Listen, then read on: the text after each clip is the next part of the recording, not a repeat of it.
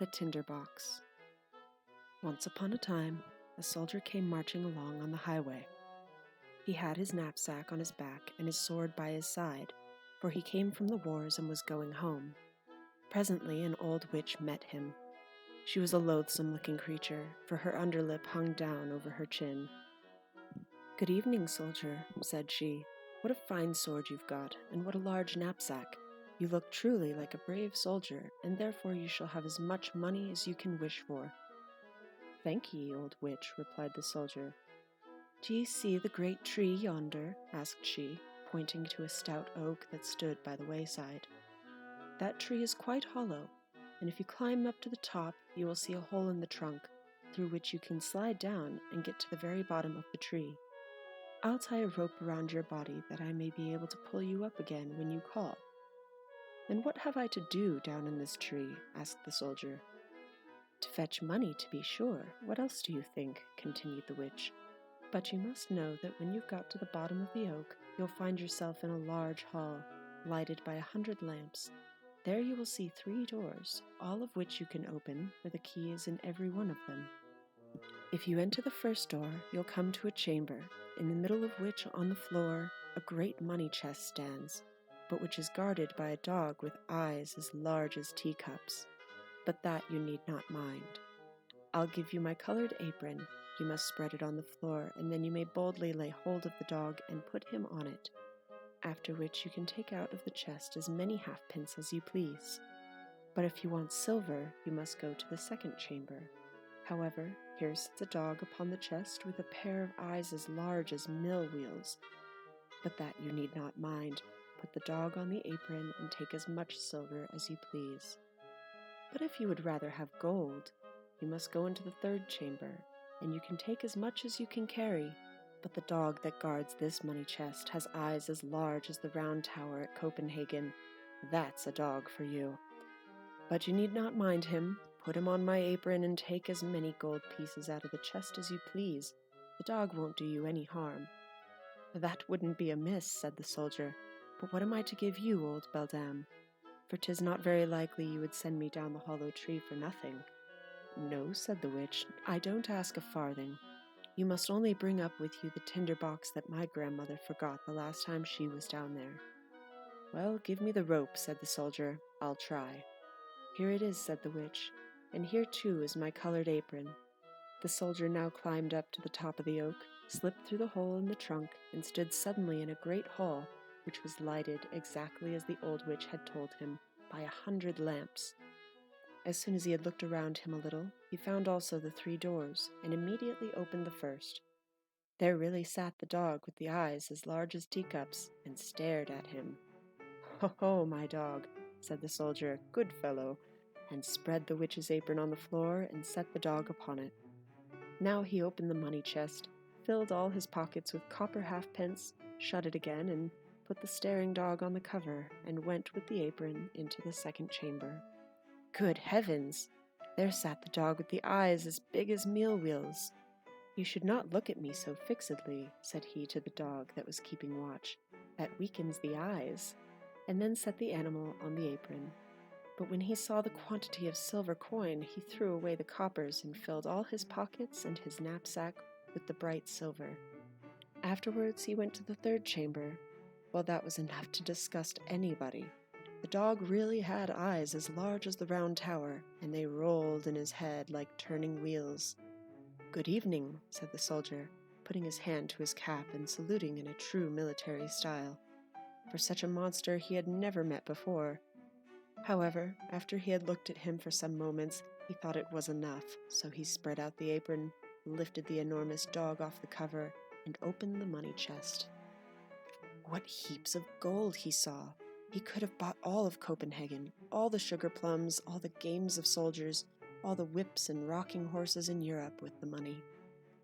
At the first sight of such rich treasure, the soldier threw away all the silver with which he was laden, and stuffed his pockets, knapsack, cap, and boots so full of gold pieces that he could but just move with the weight. Now he had money in abundance. The tremendous dog was put on the cover again, the door of the chamber shut, and the soldier called up the tree. "Hallo, old hag! Now then, pull me up again. "Have you got the tinder box?" said the witch in reply. "I'll be hanged if I hadn't nearly forgotten it," said the soldier.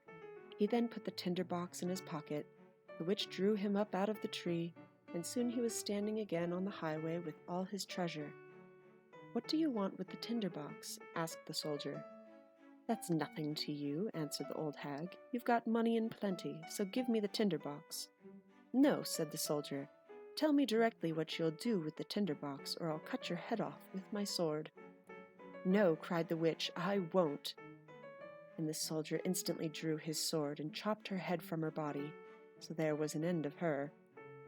And then he tied up his money in her apron and put the bundle over his shoulder and the tinder box in his pocket, and trudged off to the next town. It was a large city, and he went to the first hotel, asked for the best apartments, and ordered the most delicate things for dinner, for he was now a moneyed man. The waiters, it is true, thought his boots rather strange looking for so grand a gentleman, but they were of another opinion the next morning after he had been out shopping, for now they had the most elegant boots to clean and the finest clothing to brush. The soldier had become quite a dandy. He talked of the curiosities of town, and was told of the king and the beautiful princess. "How can I see her?" asked the soldier. "She is not to be seen," was the answer, "for she lives in a large brazen palace, surrounded by many towers and high walls. Only the king visits his daughter, because it has been foretold that the princess will marry a common soldier, and the king won't hear of such a thing." "I'd give the world to see the princess," thought the soldier to himself. But as to getting a permission, it was of no use thinking of such a thing. Meanwhile, he led a merry life.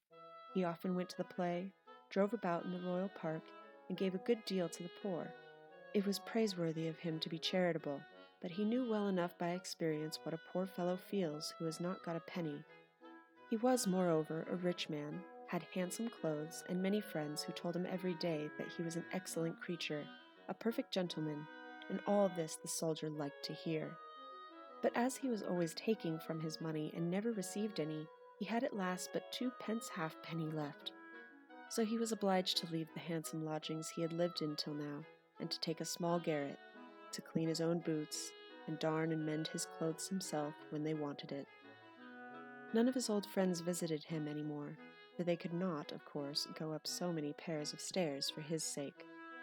It was quite dark in his room, and he had not even money enough to buy a candle. Suddenly he remembered that, in the tinder box which he fetched up from the bottom of the hollow oak, there were a few matches. He therefore took it and began to strike a light. But as soon as the sparks flew about, the door of his room was thrown open, and the dog with the eyes as large as teacups walked in, and said, "What do you please to command?" "Well done," cried the soldier, astonished. "That's a capital tinder box, and if I can get all I want with so little trouble— Well then, my friend," said he to the dog with the staring eyes, "I am in want of money. Give me some." Crack! And the dog had vanished, and crack! There he was again, standing before the soldier, holding a purse filled with copper coin between his teeth. Now he perfectly understood how to employ the tinder box. If he struck it with the flint and steel once, then the dog with the copper money appeared.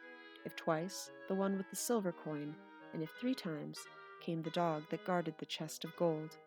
After this discovery, he returned immediately to his former handsome lodgings.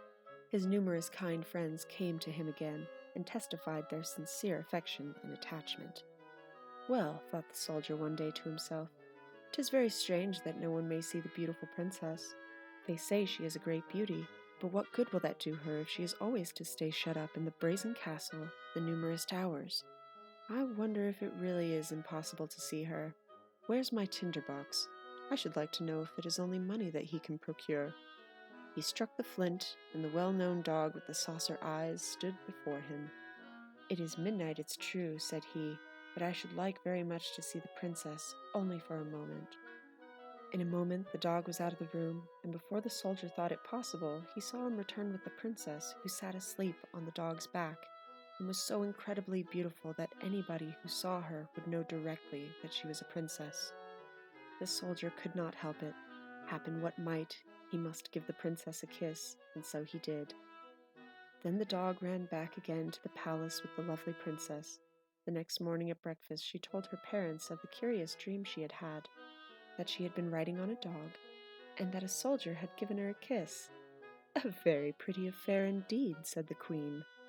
So now it was agreed that the next night one of the ladies in the court should watch at the bedside of the princess to see into the matter of the dream. That night the soldier felt a strange longing to see the beautiful princess in the brazen castle. The dog was therefore dispatched, who took her again on his back and ran off with her.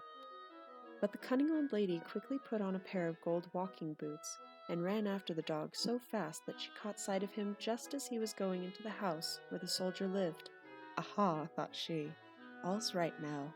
I know where he has gone to." And she made a cross on the street door with a piece of chalk.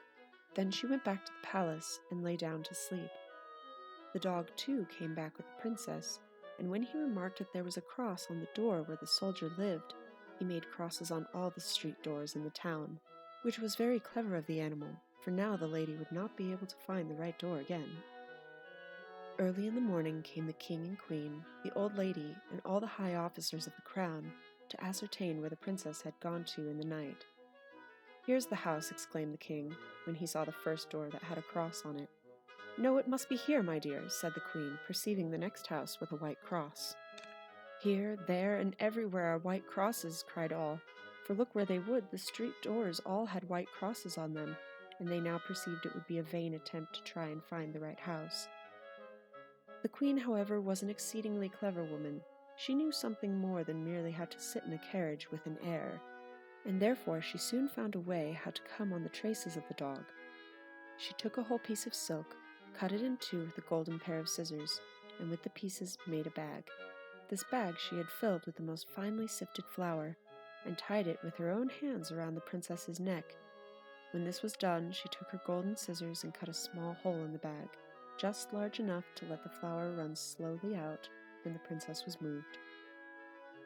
The dog came again in the night, took the princess on his back, and ran off with her to the soldier, who wanted so much only to look at her, and who would have given anything to be a prince so that he might marry the princess.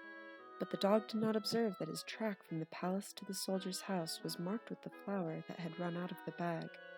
On the following morning, the king and queen saw now where their daughter had been, and the soldier was arrested and put into prison. There sat the poor soldier, and it was so dark too in his cell. Besides, the jailer told him that he was to be hanged on the morrow. That was indeed no very pleasant news for the soldier, and more unfortunate than all, he had left his tinder box at the hotel. When the day broke, he could see out of his little prison windows how the people were streaming in from the town to see the execution. He heard the drums beat and saw the soldiers marching to the spot where the scaffold was erected. Among the crowd was a little apprentice, who was in such a hurry that he lost one of his shoes just as he was running by the prison. "Hello, my little man," cried the soldier to the boy. "You need not be in such a hurry, for nothing can be done till I come. If you will run to the inn at the sign of the Golden Angel and fetch me a tinder box that I left in my room, I will give you a groat for your trouble, but you must make all the haste you can." The boy wanted very much to get the groat, so off he ran to the Golden Angel, found the tinder boxes described in the soldier's room, and brought it to him in his grated window. Now let us see what happened. Outside the town, a high gallows had been erected, which was surrounded by a quantity of soldiers, and thousands of people occupied the large field. The king and queen had sat on a splendid throne that had been erected for them opposite the judges and the counselors. The soldier was already on the highest step of the ladder, and the executioner was about to put the rope on his neck, when he implored that they would grant him, poor sinner that he was, one last wish. He had, he said, a great longing to smoke a pipe of tobacco, and this was the last act of grace he should ask for in this world. He hoped they would not refuse him. But the king would not accede to it. This text here is incorrectly translated. In the original, the old soldier remarked that before being executed, a prisoner always had the right to ask one harmless favor, and the king did not like to say no. So the soldier took out his flint and steel, and struck 1, 2, 3 times. Then presently all 3 enchanted dogs stood before him, the one with the saucer eyes, as well as the other 2 with eyes like a mill wheel, or the round tower at Copenhagen.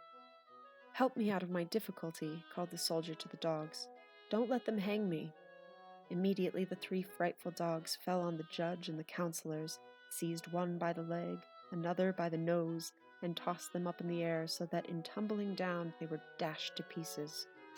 "We are not graciously pleased," cried the king, but the dogs cared little for that, and took king and queen one after the other, and tossed them like the rest in the air. Then the soldiers grew frightened, and the people called out, "Good soldier, for you shall be our king, and you shall have the beautiful princess for a wife." Then the soldier seated himself in the king's carriage. All the 3 dogs danced in front of it and shouted, "Hurrah!" The boys in the street whistled, and the soldiers presented arms. Now the princess was liberated from the brazen castle, and was made queen, which she liked very much. The wedding festivities lasted 8 days, and the dogs seated themselves at table and stared with their great eyes.